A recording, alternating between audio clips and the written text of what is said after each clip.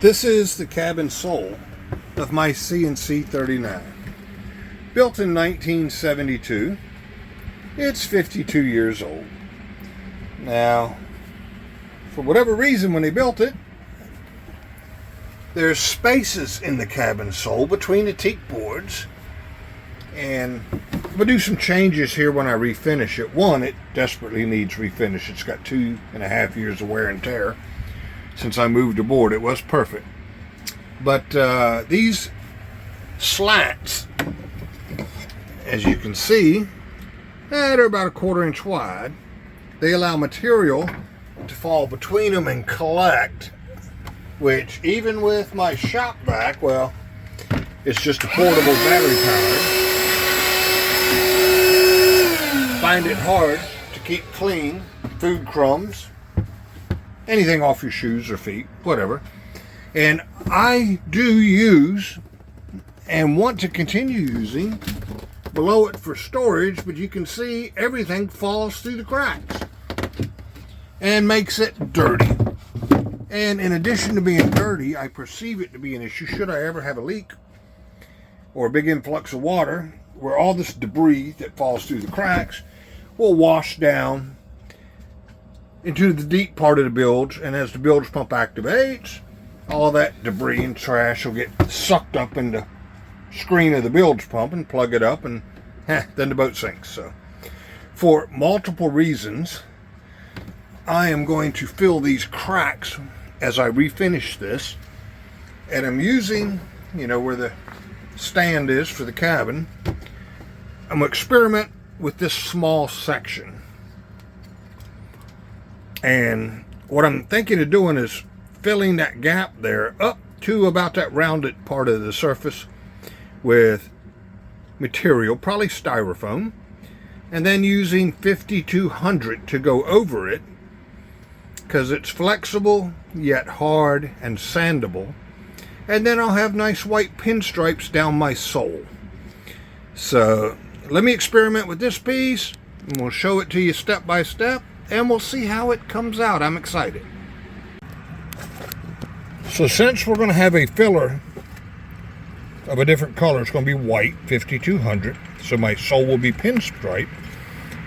I'm not going to sand the old finish off yet, because after I put the filler in, and I'll wipe it smooth with a putty knife best I can, I've got to sand any smears and stuff like that and sand it down to this elevation. So I'll do the elevation, which is the surface sanding, all at once. Right now I'm just going to take a little bit of varnish off these rounded surfaces so that the 5200 will grip to the wood and I can get a good bond. So we got the sander here.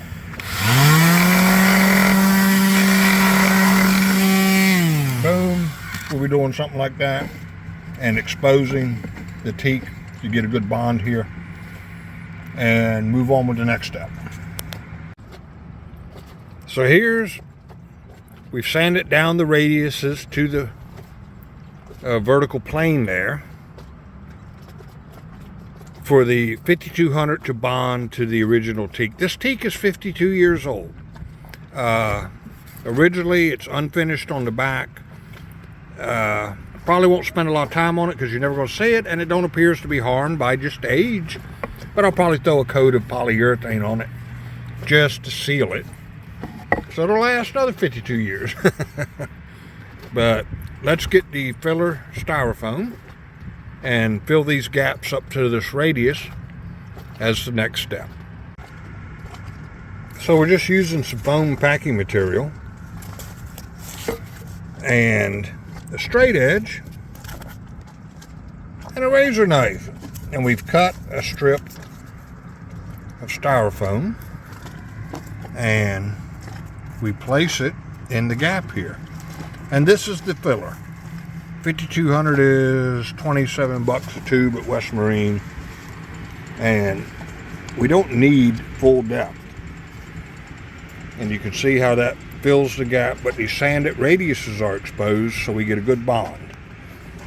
And now we'll get to 5200 and we'll put tape around the edges and fill that in. You can kind of get an idea of what it's going to look like with the foam in there, but it's going to be the bright white 5200. You can see where I've sanded all the seams in the sole and taped up the ends. So this piece is done. So next step is put the styrofoam in here to fill the bulk. So the 5200 is about a 1/4 inch thick, and that should be plenty strong and bond to the wood. And we'll move our weights and supplies and do the back piece next. This is the foam sheet that came in an Amazon package. Actually, it came with my solar panels. And this is what I'm using for the filler strips in between the teak for the sole. And trying not to be a rocket scientist here, just lay a straight edge alongside of it. Get your trusty razor blade and whack it. I mean, it don't have to be exact because it's compressible. So let's cut some pieces and finish up the rest of the floor. And once you get your foam strips cut, as you can see here, and look at that. Oh my God, it's got a cut in it. Don't worry about it. It's going to compress down into the slat and just kind of like press it in there. You want to cut it just a little wider so it kind of compresses in there. And hey, when one of them ain't long enough, cut another little piece. Now these are down in there to where it'll be about a 1/4 inch thick of 5200. And then I'm applying painter's tape. And this will do two things. It'll help the 5200 maintain the appearance of a straight line. It's right at the edge of this roll here. And you can see I've sanded all the old polyurethane off so it gets a good bond to the wood. And I'll use a putty knife to level it out so there's not so much sanding. And having the painter's tape down, it'll be less mess to sand off. Because I got to sand off the old polyurethane, sand the 5200 smooth, and refinish the polyurethane. So the painter's tape will help control that mess, and it'll be less sandy. We've got the sole all taped up now, and all the gaps filled with styrofoam. So the next step, 5200, and I'm doing this with it in place so I can see how it's going to look. And on a boat, there's not a lot of places to put things other than where they belong. And we just won't have to step on it for a day or two till it gets hard. This is the result of one tube of caulk. And I caulk it at a joint and I leave it a little high. And remember, the tape's double thickness. And then I use a putty knife to drag over it, smooth it out. And I get more distance out of it, and it'll sand down smooth, even smoother. So let's continue caulking and see what she looks like then. Well, leaving the floorboard in place wasn't going to work. I was just going to caulk myself into a corner so it's up here on the table and supported by some milk crates on the settee over there. And once it's caulked, I'm finding that when you go to smooth it out, the more vertical the putty knife is, the better. Because this is an adhesive also, which actually that's what it is. And it tends to pull on itself. So the more vertical the caulking knife is, the smoother finish you get. And of course, it's going to pay off when we go to sand it. So just wanted to show you how that's working. And of course, the fewer starts and stops you got, the easier it's going to be. 2 tubes of 5200 used. Let's grab another one. The caulking of the joints is complete.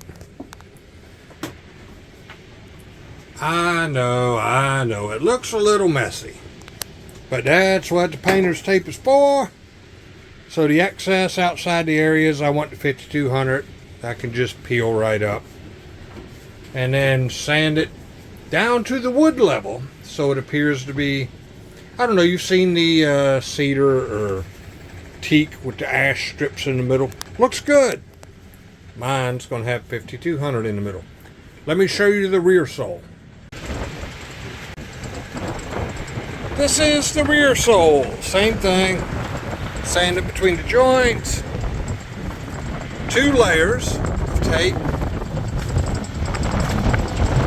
And caulked it up with 5200. That's the gap that goes around the mast. So this one's outside, just ran out of room where I didn't feel like I could do it without making a mess, so I did it in the back here in the cockpit. So let's give this 24 hours, 48 hours drying time.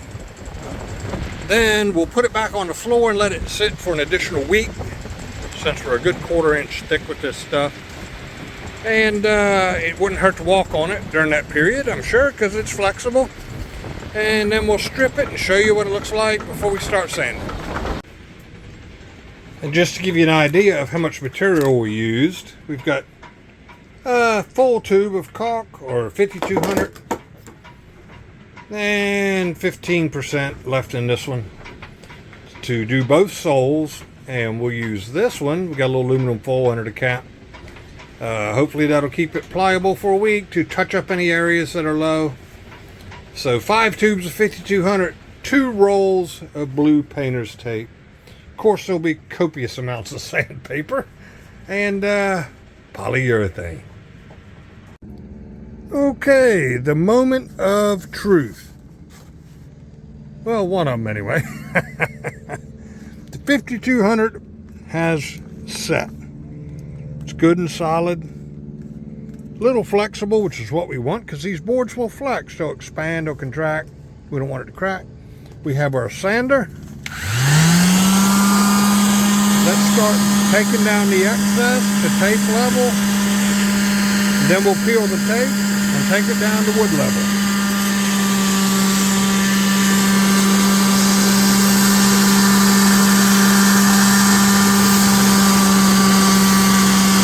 $5,200 is sandable. Let me work on this, and we'll show you what we end up with before we pull the tape.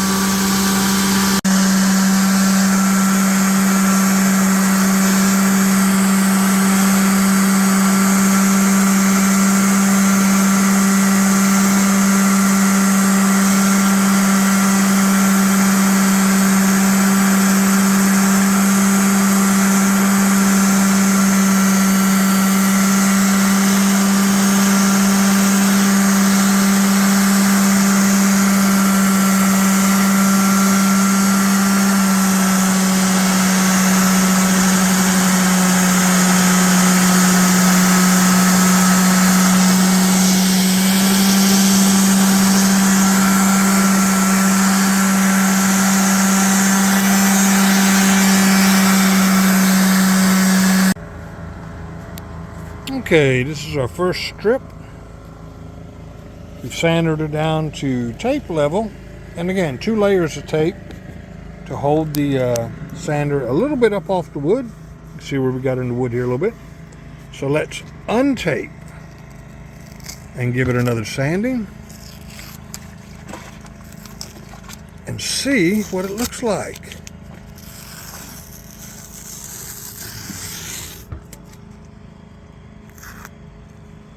Set the recording device down and use both hands for this. Although that's stripping pretty good. Progress update. This is what it's looking like. I am happy. This is just a rough sanding with 40 grit. If you really want to get your eyeball down there in your glasses, there are some little imperfections. But guess what?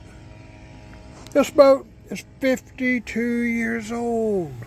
This is 52-year-old teak. It's going to have imperfections, but I prefer to call them character. Like these little spots here where water got into the wood. Had to get a little more aggressive with the sanding in here to get some of this little bit of water rot out. Just basically surface stuff, but perfection is not what we're after. We're after character. And I think once we strip the rest of this down and get some polyurethane on it, it is going to be absolutely gorgeous. Excuse me. But anyway, that's the dust. Let me continue. Now that I'm in an area where I've got two strips of 5200, you can see how I'm positioning the sander to ride on the 5200 and bridge over the wood until the 5200 is sanded down to wood level. Just a little trick. It's another beautiful windy day for this cabin sole project. We use 60 grit to strip it and to get our definition on our 5200 lines, and we sand it back to remove the edge of the tape. Gives us a good clean line. Now we're going over it with 150 grit. Take out the little mini circle marks that the 60 grit will leave. Really give it a smooth texture. The wood sands quicker than the 5200, so you get a little bit of a washboard effect, but that'll give good traction. And then we'll go over it one more time with the 220 grit. Really give it a smooth finish before we start applying polyurethane. So let's get to sanding.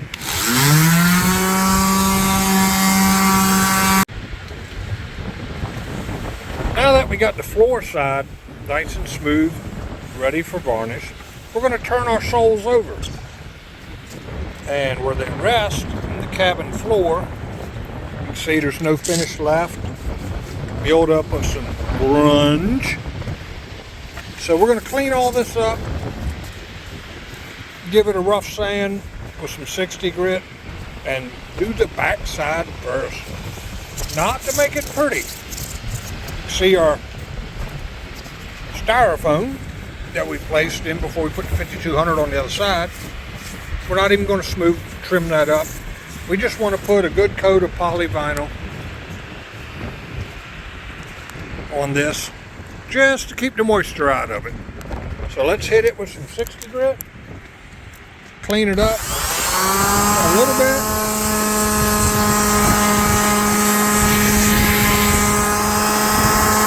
Get the bare wood exposed and seal this polyurethane, not polyvinyl. With limited workspace, we put the main sole on top of the life raft. And we've got the second sole here in the cockpit. You can see the blue tape we put around the edges just as a drip edge. You know, workspace is a premium on a boat. And here's our little cutout for getting around the support in the kitchen area. And we're using a water-based polyurethane for floors. So let's get the back sealed up, let it dry, and then we'll flip everything over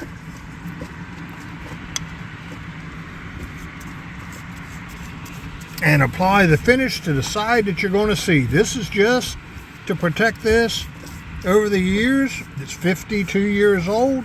You can see it's got a little water damage, so we'll seal it up because we want this boat to last to be 102 and be someone else's baby one day. So let's get this done and let it dry.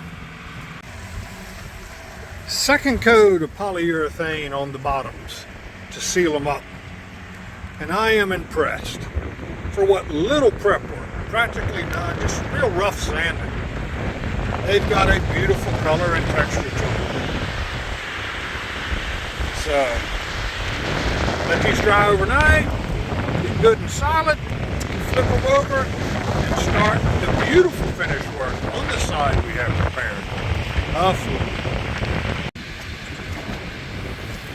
Okay, we've stripped the tape off the back, touched up sanding on the edges where we had some little drip lines.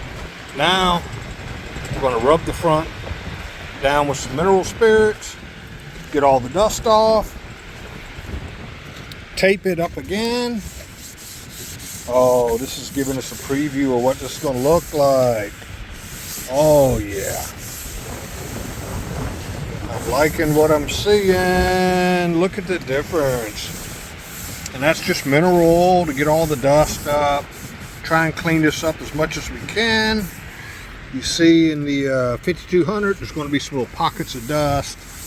We're not going to try and get all that out. Again, they're character of what we've done here. So let's get this all dust free, and we'll put the first coat of polyurethane on the exposed surface of the floor. Get a rub down taped up and move on to the next step. A moment of truth. We're all taped up. We've got it wiped down with mineral spirits. Got all the dust off. Now, let's make it beautiful and apply the polyurethane. Again, the tape's just to catch anything dripping off the edge because I am working on the boat. But look at it bring the color out. I can't wait to see this after the first coat dries. We'll be putting several coats on. But it's looking beautiful already. Let me finish up and I'll give you an overview. First coat polyurethane on, and I'm liking it. We've got some 320 grit extra fine sandpaper. Just giving it a dusting off, take out any little bubbles, you know, any brush strokes or anything like that, and we'll give it another coat, let her dry, and give you an update. I think it's beautiful. I love the way this turned out. No more debris in the bilge. It looks good. Is it perfect? No! That was never the purpose. Is it beautiful? Yes! Is it functional? Yes! Does it achieve what we want it to achieve? Yes! So another project is finished on Epiphany. Glad to have that one done. Got some exciting ones coming up in the next month or so. We're putting a bowsprit on. We're putting a windlass on. We're putting a water maker in. We're putting a pump out system for the black water tank. And we're putting a saltwater flush and dishwasher system in. So be sure to subscribe so you don't want to miss these. There are going to be other great projects on this CNC 39. And give us your comments. Give me your questions. Tell me what you think it looks like. I think it's beautiful. Have a good one.